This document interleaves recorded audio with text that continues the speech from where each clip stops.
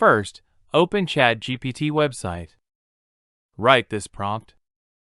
Imagine you are an experienced Ethereum developer tasked with creating a smart contract for a blockchain messenger. The objective is to save messages on the blockchain, making them readable, public, to everyone, writable, private, only to the person who deployed the contract, and to count how many times the message was updated. Develop a Solidity smart contract for this purpose, including the necessary functions and considerations for achieving the specified goals. Please provide the code and any relevant explanations to ensure a clear understanding of the implementation. Run the prompt by clicking here.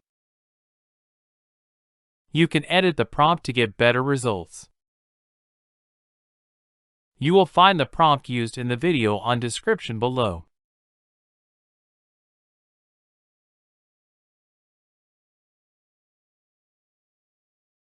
Thank you for watching, and don't forget to subscribe if you liked the video.